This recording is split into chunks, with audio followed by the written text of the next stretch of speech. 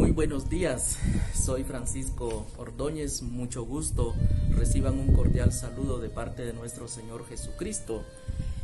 Para mí es un gusto compartir con ustedes el Evangelio de este lunes 25 de julio, perteneciente a la semana 17 del tiempo ordinario del ciclo C. Y hoy precisamente cuando la iglesia está celebrando y hace memoria del martirio del apóstol Santiago el Mayor. Así que vamos a invocar la presencia del Espíritu Santo para que nos ilumine y que ponga las palabras adecuadas para esta reflexión. Digamos entonces en el nombre del Padre, del Hijo, del Espíritu Santo. Amén. Oh Espíritu Santo, amor del Padre y del Hijo, inspírame siempre lo que debo pensar, lo que debo decir, cómo debo decirlo, lo que debo callar, cómo debo actuar, lo que debo hacer para gloria de Dios, para el bien de las almas y de mi propia santificación. Espíritu Santo, dame agudeza para entender, capacidad para retener, método y facultad para aprender, sutileza para interpretar, gracia y eficacia para hablar. Dame acierto al empezar, dirección al progresar y perfección al acabar. Amén. Veamos entonces y escuchemos con atención el Evangelio de San Mateo. Lectura del Santo Evangelio según San Mateo. Gloria a ti, Señor. En aquel tiempo se acercó a Jesús la madre de los hijos de Zebedeo, junto con ellos, y se postró para hacerle una petición. Él le preguntó: ¿qué deseas? Ella respondió: concédeme que estos dos hijos míos se sienten, uno a tu derecha y el otro a tu izquierda, en tu reino. Pero Jesús replicó: ¿no saben ustedes lo que piden? ¿Podrán beber el cáliz que yo he de beber? Ellos contestaron: sí, podemos. Y él les dijo: beberán mi cáliz, pero eso de sentarse a mi derecha o a mi izquierda no me toca a mí concederlo, es para quien mi Padre lo tiene reservado. Al oír aquello, los otros 10 discípulos se indignaron contra los dos hermanos. Pero Jesús los llamó y les dijo: ya saben que los jefes de los pueblos los tiranizan y que los grandes los oprimen. Que no sea así entre ustedes. El que quiera ser grande entre ustedes, que sea el que los sirva, y el que quiera ser primero, que sea su esclavo. Así como el Hijo del Hombre no ha venido a ser servido, sino a servir y a dar la vida por la redención de todos. Palabra del Señor. Gloria a ti, Señor Jesús. Con las palabras del Santo Evangelio sean perdonados nuestros pecados. Iniciemos entonces con nuestra reflexión. Y quisiera iniciar, hermanos, contextualizando el texto, ubicando al texto en el Evangelio de San Mateo. Primero, hay que señalar que Mateo divide su Evangelio en 5 discursos y cada discurso es separado por una secuencia, es decir, con una serie de acontecimientos.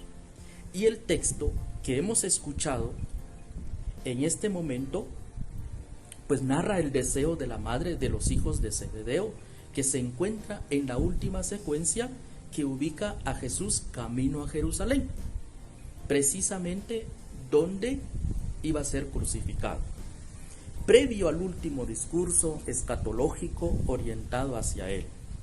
Ahora bien, la traducción de la Biblia de Jerusalén y la traducción de la Biblia de nuestro pueblo, el evangelista habla de la madre de los hijos de Zebedeo, no dice quiénes son, pero la traducción de la Biblia latinoamericana habla de la madre de Santiago y de Juan. Sin embargo, en todas las traducciones bíblicas, el Evangelio de Marcos en el capítulo 10, versículo 35 al 45, habla de Santiago y Juan, hijos de Zebedeo. Algunos asocian como esposa de Zebedeo a Salomé. Según Marcos, era una mujer que seguía y servía a Jesús. Segundo, trataré de realizar una especie de hermenéutica bíblica, de interpretación. Y quiero resaltar aquí 3 datos importantes. El primer dato es la de la madre de los hijos de Zebedeo. Como habíamos mencionado, era una mujer muy cercana a Jesús, porque la seguía y servía. Es decir, había como una cierta confianza. Y podríamos pensar que de ahí surgió la inquietud de pedirle a Jesús que le concediera que sus hijos se sienten uno a la derecha y otro a la izquierda. Lo curioso es que no dice quién a la derecha y quién a la izquierda. Y de aquí quiero compartir 3 mensajes con este primer dato importante. La primera es que cualquier mamá siempre deseará lo mejor para sus hijos y hará cualquier cosa por el bien de sus hijos. No digamos María, nuestra madre. Por eso, hermanos, es importante pedirle a la madre que pida por nosotros, que interceda por nosotros. Segundo, para pedir hay que arrodillarse. Esa es la actitud. Es una actitud de humildad y de reconocimiento que tenemos un Padre, y al Padre hay que saberlo pedir, hay que saberle pedir aquello que deseamos. El Evangelio dice que la mujer se postró para hacerle una petición. ¿Cómo hacemos nosotros para pedir a nuestro Padre aquello que deseamos? ¿Cuál es nuestra actitud? Tercero, hay que saber qué pedir y cómo pedir. El Evangelio dice que Jesús le respondió: ¿no saben ustedes lo que piden? Sería bueno como preguntarnos cómo le pido y qué le pido a Jesús.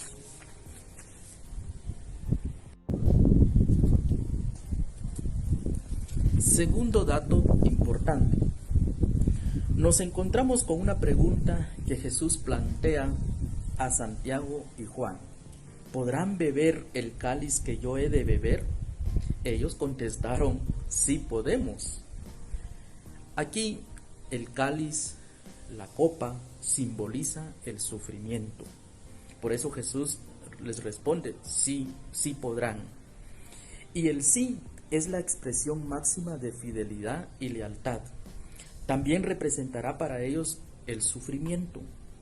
Hoy precisamente que estamos recordando a Santiago, el primer apóstol, que murió martirizado, algunos dicen que degollado, muere de esta manera por amor a Jesús.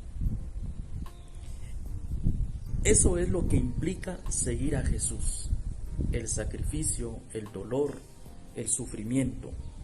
Por lo tanto, seguir a Jesús implica tener esa pasión. Pasión significa padecer. Padecer lo que Jesús padeció. ¿Y qué padeció Jesús? Padeció sufrimiento, sacrificio. Y hermanos, el sacrificio y el sufrimiento son esas 2 características fundamentales para la santificación. Si en nuestro proceso, en nuestro caminar cristiano, no existe el sacrificio y el sufrimiento, el dolor, no habrá santificación. Por eso, cada vez que estemos experimentando el dolor, el sacrificio, aquello que nos cuesta seguir a Jesús, deberíamos de dar gracias porque nos estamos santificando. Por lo tanto, en ningún momento Jesús reprende a Santiago y Juan. Al contrario, les asegura que compartirán su destino. Quizás se refería al martirio y que después ellos seguramente lo comprenderán. Finalmente, el último dato importante. Tenemos la indignación del resto de los discípulos contra los 2 hermanos. Suele pasar, ¿no? Hasta en las buenas familias. ese sentimiento de intenso enfado se hace presente cuando nosotros somos inseguros en lo que estamos haciendo. En fin, nos encontramos con el dicho de los jefes, y Jesús aprovecha la provocación de sus discípulos para plantear cuál debe de ser la regla de gobierno entre ellos. No es la imposición, la autoridad de la tiranía, sino la autoridad del servicio, de la inocencia. Nos dice cómo debe ser un jefe, el jefe del equipo, el jefe de la familia, el jefe del grupo, el que nos gobierna. Por eso Jesús dice: el que quiera ser grande entre ustedes, que sea el que lo sirva, y el que quiera ser primero, que sea su esclavo. Así como el Hijo del Hombre no ha venido a ser servido, sino a servir y a dar la vida por la redención de todos. Esa es la clave para ser un buen jefe. Si queremos ocupar los primeros lugares o somos jefes de la familia, del grupo, debemos servir con amor y dar la vida por los demás. Y eso implica sacrificio. Por eso sería bueno que a estas alturas nos preguntemos: ¿estoy sirviendo como Jesús me pide? ¿O qué es lo que yo busco al seguir a Jesús? Alabado sea el Señor, por siempre sea alabado. Oremos entonces, hermanos, por la Iglesia, que en ella no haya privilegios ni honores humanos, sino que seamos uno en el amor, por los obispos, por los sacerdotes y ministros del Evangelio, por nosotros, que proclamen el Evangelio desde las convicciones de la fe y de la autenticidad de su vida, por los misioneros y los que trabajan en situaciones difíciles, que la intercesión de Santiago Apóstol les infunda confianza, valentía y audacia. Amén. En el nombre del Padre, del Hijo y del Espíritu Santo. Amén. Que Dios me los bendiga y hasta pronto. Reciban un cordial saludo y un fuerte abrazo a todos. Nos vemos, mucho gusto.